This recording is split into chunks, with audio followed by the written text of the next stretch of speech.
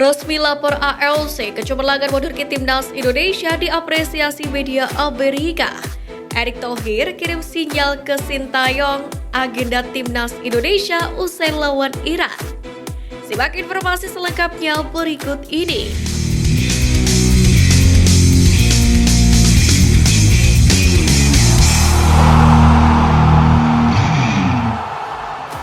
Turunkan image dan nilai Piala Asia, Timnas Indonesia resmi ajukan protes gol kontroversi Irak ke ALC. Seperti yang kita ketahui, Timnas Indonesia harus takluk dari Irak dengan skor 1-3 di Ahmed bin Ali Stadium. Dengan hasil tersebut, skuad Garuda kini menghuni dasar klasemen sementara grup D, yakni dengan 0 poin. Skuad Garuda juga harus kalah head-to-head produktivitas gol dari Vietnam di peringkat ketiga, yang mana pada laga perdana kontra Jepang pada hari Minggu, takluk dengan skor 4-2. Sementara itu, Jepang sendiri masih memuncaki klasemen sementara dan diikuti oleh Irak di peringkat kedua. Kendari takluk dari Irak, pelatih timnas Indonesia Sintayong tetap memuji performa anak asuhnya di laga perdana kemarin. Mantan pelatih timnas Korea Selatan ini mengaku anak asuhnya sudah bermain lebih baik dibandingkan saat bertemu Irak di laga kualifikasi Piala Dunia 2026 Rebound 2 pada bulan November 2023 silam. Namun, Sintayong menyayangkan di laga ini harus terjadi gol kontroversial di menit ke-45+7. Karena jelas, dalam tayangan ulangan Muhammad Ali yang terlebih dahulu terjebak offside. Saya tidak tahu mengapa gol kedua tidak dianggap offside, itu 100% offside. Jika ini adalah benar keputusan yang salah dari wasit, kami menyayangkan hal itu, apalagi terjadi di momen penting. Keputusan ini akan menurunkan image dan nilai Piala Asia. Saya sangat kecewa dengan keputusan gol kedua itu, ujar Sintayong. Menanggapi kejadian ini dijelaskan oleh Endri Irawan bahwa Timnas Indonesia resmi melayangkan protes kepada Konfederasi Sepak Bola Asia atau ALC. Timnas Indonesia sendiri resmi melayangkan formulir protes dan diserahkan langsung ke Match Commissioner seusai pertandingan. Meski surat protes tersebut tidak bisa mengubah hasil pertandingan, namun dengan adanya sikap tegas dari Timnas Indonesia, diharapkan perangkat pertandingan selanjutnya bisa lebih tegas dan cermat dalam membuat keputusan. Sementara itu, kendati menelan kekalahan 3-1 atas Singa Mesopotamia, skuad Garuda masih memiliki peluang lolos fase grup di ajang kali ini. Hal tersebut dikarenakan di laga lain, Timnas Jepang sukses menaklukkan Vietnam dengan skor 4-2.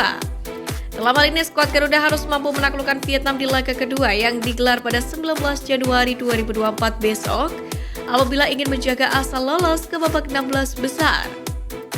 Selain itu, skuad Garuda harus mampu menahan imbang Jepang di laga terakhir apabila ingin memastikan diri untuk lolos sebagai runner-up grup D. Ketua Umum PSSI Erick Thohir sendiri memberikan motivasi kepada skuad timnas Indonesia. Ia mengharapkan bendera putih berkibar sebelum pertandingan terakhir. Lebih dari itu, Erick mencermati bahwa masalah utama tim terletak pada soliditas pertahanan dan ketidakklinisan di lini depan. Namun demikian, ia tetap optimis bahwa evaluasi dan perbaikan dapat dilakukan. Erick Thohir berharap agar tim dapat bangkit dan menunjukkan peningkatan kinerja untuk meraih hasil positif di pertandingan mendatang. Kecemerlangan Marcelino dipuji media Amerika Serikat. Timnas Indonesia memang mendapatkan hasil minor pada laga pembuka babak grup D Piala Asia 2023. Namun demikian, salah satu talenta muda pasukan Garuda, Marcelino Ferdinand, sukses disorot oleh media Amerika Serikat. Media asal Amerika yang menyorot bakat Marcelino adalah ESPN. Mereka takjub sekaligus memberikan pujian kepada gelandang Timnas Indonesia tersebut. Diketahui Marcelino diplot sebagai pemain sayap kiri yang diberi keleluasaan bermain saat Timnas Indonesia menghadapi Irak. Tampil sejak menit pertama, Marcelino menjalankan perannya cukup baik dan terlihat membantu sektor penyerang sekaligus pertahanan. Bahkan saat Muhammad Ali menjebol gawang Hernando Ari di menit ke-17, Marcelino Ferdinand langsung merespon hal tersebut. Hasil pergerakan dan mencari posisi yang baik membuat Yakob Sayuri dengan tepat mengirim umpan ke Marcelino. Gol pun tercipta dari kaki pemain asal KMS Kadense itu di menit ke-37. Aksi ini pun mendapatkan sorotan ESPN, media berbasis digital yang berada di pusat Amerika. Mereka melayangkan pujian ke Marcelino dan Indonesia yang dikutip pada hari Selasa. Namun meski kalah, Indonesia dan beberapa talenta muda mereka yang cemerlang membuktikan bahwa mereka layak berada di panggung terbesar di benua ini. Dan saat ini, belum ada talenta yang lebih cemerlang di jajaran merah putih selain Marcelino Ferdinand. Melihat pemainnya tampil moncar, Khames Kadense pun ikut bangga melihat Lino mencetak gol untuk skuad merah putih. Bahkan klub Liga Belgia itu menyebut Lino sebagai pemain bintang. Karena memang sejak Piala Asia bergulir pada 1956 hingga 2019, belum ada pemain yang berkarir di Belgia mencetak gol. Sementara itu, Marcelino Ferdinand sendiri menjadi pemain yang merumput di Liga Belgia pertama yang berhasil mencetak gol di Piala Asia. Sementara itu, mengenai hasil laga gelandang timnas Indonesia ini, menyayangkan keputusan wasit yang tidak menganulir gol kedua Irak. Sepakat, Marcel juga menilai gol yang diciptakan gelandang Irak Osama Rashid pada menit 47+7 itu tidak sah karena offside. Penyumbang gol sematawayang tim Garuda itu pun mengakui jika gol kedua skuad Singa Mesopotamia itu mempengaruhi kondisi mental bermain rekan-rekannya.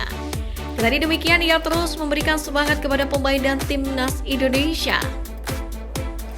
Kami sangat bangga setelah 16 tahun tidak ada di Piala AFC. Kami memaksimalkan semua, kami berjuang untuk bangsa. Saya merasa bangga dan senang jadi pemain termuda dan satu-satunya skorer bagi timnas Indonesia. Tapi tetap saja kami kalah. Untuk lawan Vietnam, kami akan analisis lagi pertandingan hari ini dan mencoba yang terbaik di pertandingan selanjutnya, kata Marcelino Ferdinand. Agenda timnas Indonesia usai lawan Irak, Erick Thohir kirim sinyal pada Sintayong. Timnas Indonesia harus segera mengalihkan fokusnya ke laga kedua mereka. Pasalnya, ini akan menjadi kesempatan besar bagi tim merah putih untuk bisa mengamankan posisi peringkat 3 terbaik. Di match D2 nanti, timnas Indonesia bakal melakoni laga melawan Vietnam. Pertandingan tersebut bakal dilangsungkan pada 19 Januari 2024 pukul 21.30. Partai ini sendiri bakal menjadi duel antara dua tim raksasa di Asia Tenggara. Duel tersebut sekaligus menjadi laga hidup dan mati bagi kedua kesebelasan. Sebab baik Indonesia maupun Vietnam wajib meraih kemenangan pada duel tersebut, yakni untuk menjaga asa meraih tiket lolos ke babak 16 besar. Kedua tim bisa lolos ke babak 16 besar jika menjadi salah satu dari 4 tim peringkat ketiga terbaik dari fase grup. Raihan 3 poin bakal menjadi motivasi bagi kedua tim untuk melakoni pertandingan terakhir. Indonesia dan Vietnam sendiri bakal menghadapi lawan berat pada laga pamungkas mereka. Timnas Indonesia akan melawan Jepang selaku salah satu kandidat juara Piala Asia. Sementara itu, Vietnam bakal berhadapan dengan Irak pada laga pamungkasnya. Untuk menatap laga kedua ini, Erick pun menegaskan pelatih Sintayong perlu mengevaluasi dan melakukan berbagai perbaikan agar dalam 2 pertandingan ke depan dapat hasil yang optimal. Patut kita apresiasi timnas kita main dengan baik pada babak pertama. Namun ada banyak yang perlu kita benahi sebelum 2 pertandingan ke depan, kata pria yang menjabat Menteri BUMN tersebut.